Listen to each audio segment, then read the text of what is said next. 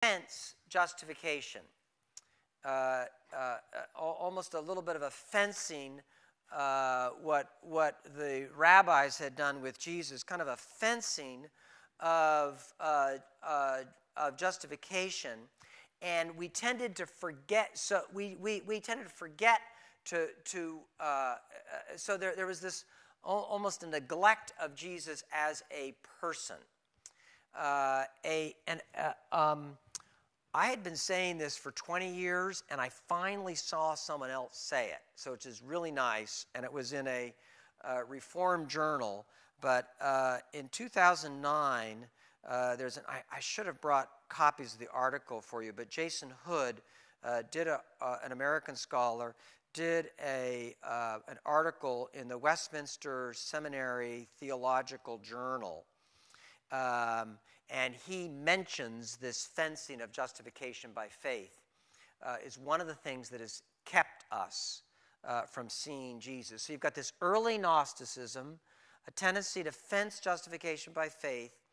And a third thing that happened is theological liberals. Oh, no, I have a chart on this. Hold it. I never met a chart I didn't like. Let me give you an example of what I mean by this, just in theological writing. Oops. I hit the wrong button here. I hit the erase button. That's why that all disappeared. Oh, wait a minute. I can go back. Clever. Okay. Here's a quick chart on this. Since the Reformation, and I have no idea what the number is, but if we look at Jesus through the window of his person and his work, which are standard theological terms, the person and work of Christ, I have no idea how many scholarly studies there are, either at the article level or the book level, that are systematic studies of his work. But I'm sure it's at least 100,000, if not more. We've got things like the Order of Salutis, which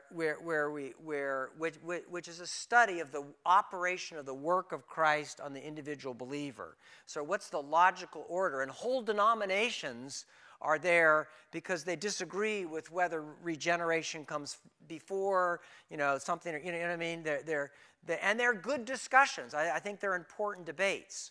I love these debates. But how many systematic studies, I'm not talking devotional studies, are there on the person of Christ, what he's like as a person?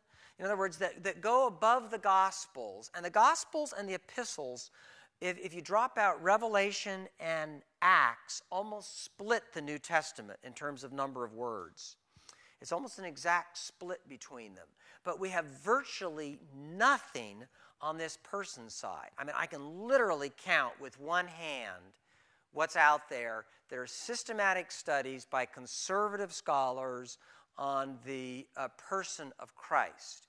You've got, Calvin's insights into Jesus as prophet, priest, and king. You've got B.B. Warfield's essay on the emotional life of our Lord. You've got Edersheim's study, which no one reads anymore, on the life and times of Jesus the Messiah. And that's pretty much it. There is a stuff by N.T. Wright. I've read all his stuff on Jesus. Gets close, but it tends to be largely a historical and a political and a sociological lens. Those are Wright's primary lenses that he looks at with Jesus. Now, the fourth barrier to seeing Jesus is where is there space on this chart? Here we go. The fourth barrier to seeing Jesus is the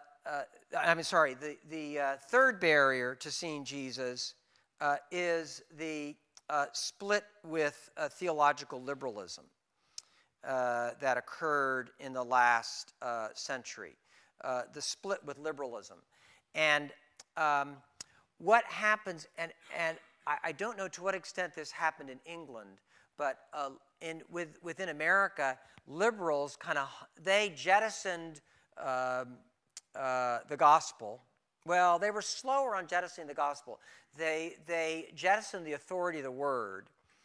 The one thing that they have hung on to, though, is the person of Jesus.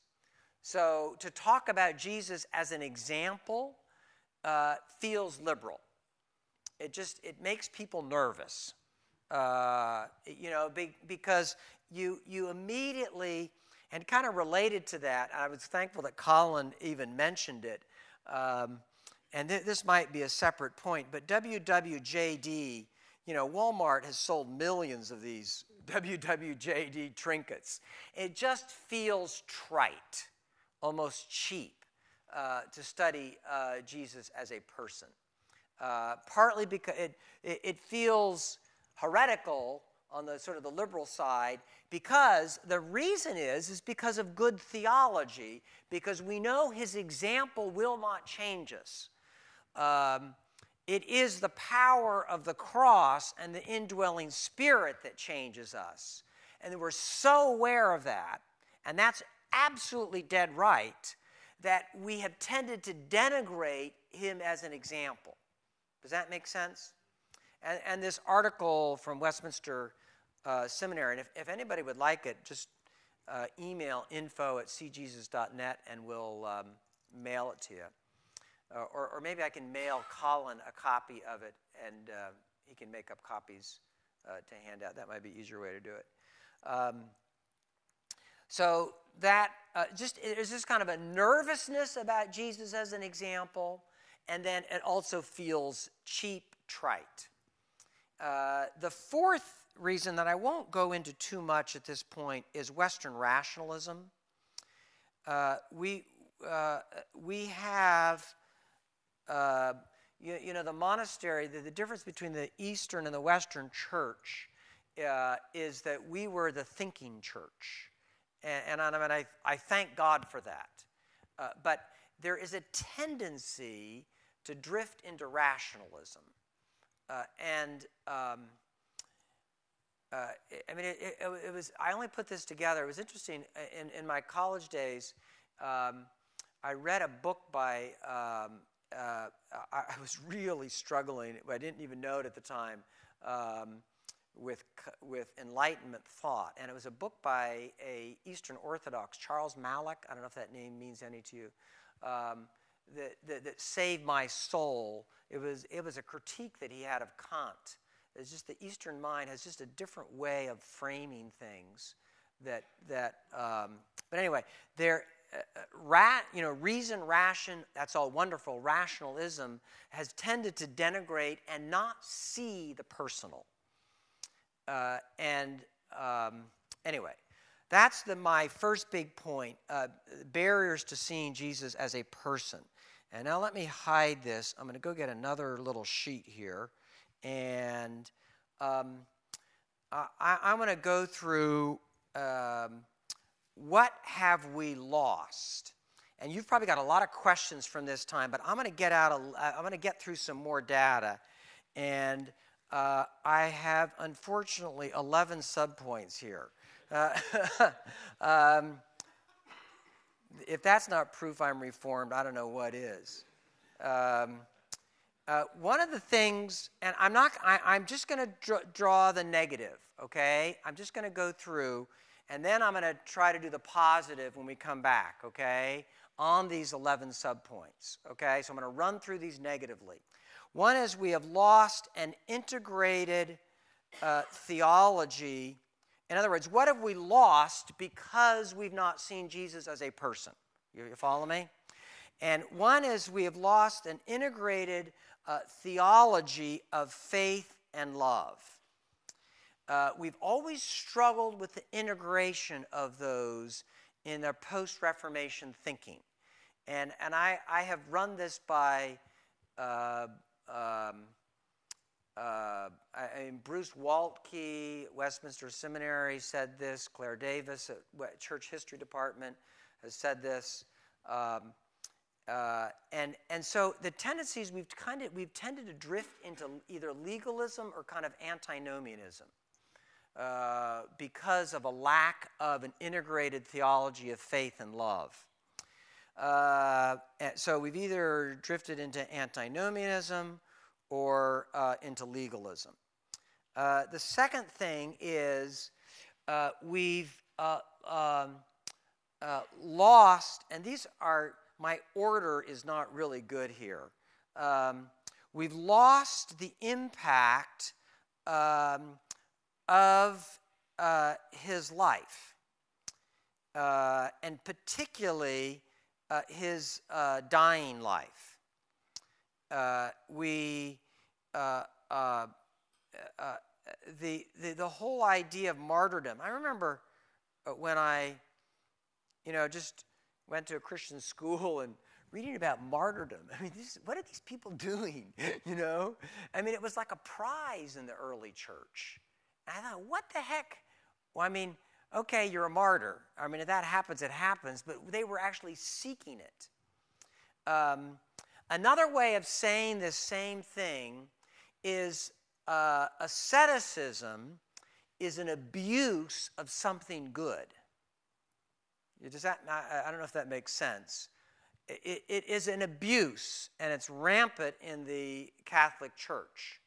But it is an abuse of something good, and we've lost that good thing and probably just reacted to the bad asceticism, okay? And I'll come back to these things. Another one is that the gospel... Another problem is our gospel is slightly autistic. And I have an autistic daughter, so we live with this every day. It's slightly, she has really trouble looking someone in the eye. It's almost impossible for her to have a conversation. She joins us at our office at lunchtime. She has a dog walking business and pops in at lunch, and after about 5 minutes of all about her, I'll say, Kim, well, let's ask someone a question, or Kim, Julie was talking and you interrupted her, and I mean, she's 30 now. I've been telling her that for 25 years. Well, 20 because she speaks on a speech computer, and she's only been active on that for a while. Here's an example of it. A well-known preacher, if I mention his name, you'd all know it. I love to hear his sermons, but he had and he will go unnamed, and it will be unnamed even in the break.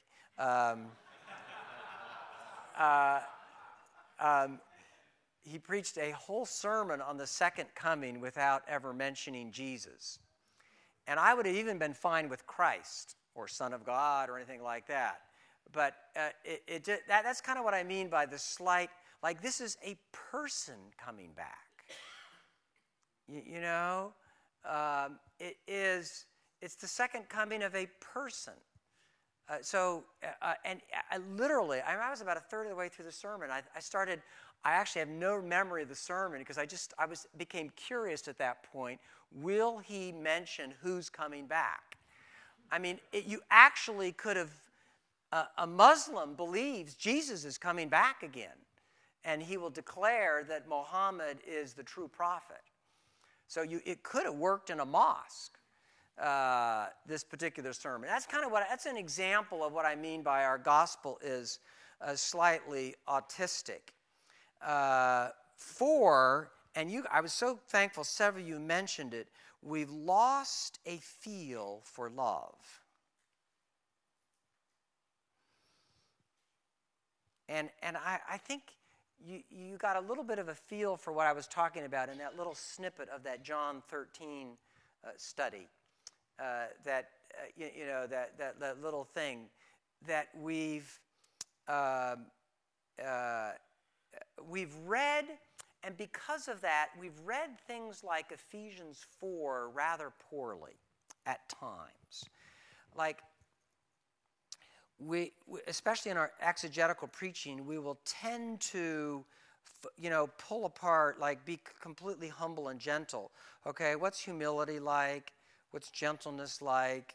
Okay, let's go on to our next thing here. And here's some examples of that. But actually, pull back to maybe the 30,000-foot level and look at something like Ephesians 4 and realize that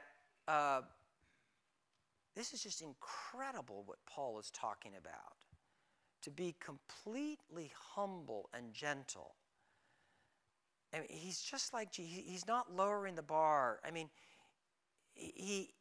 There's a purity and a beauty about the Christian life that reflects his purity and beauty. He's not dumbing it down one bit. It's actually almost overwhelming when you begin to think about it. In other words, Paul, you're telling me you never want me to be proud. Now, Paul is not, I'm not talking about Keswick perfectionism here at all. Don't get me wrong.